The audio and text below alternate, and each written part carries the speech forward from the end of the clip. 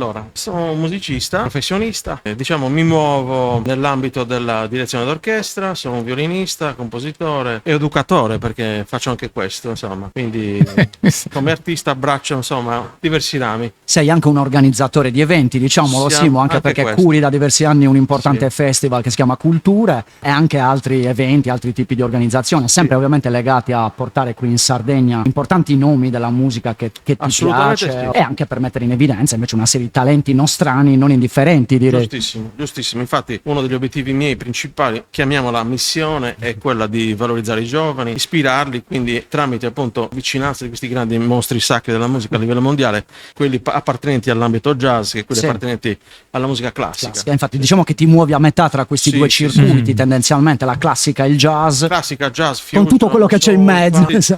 Perché per me la musica si distingue soltanto in due generi, la bella musica e la musica cattiva. E chi determina questi due generi è l'interprete e l'esecutore, insomma. Quindi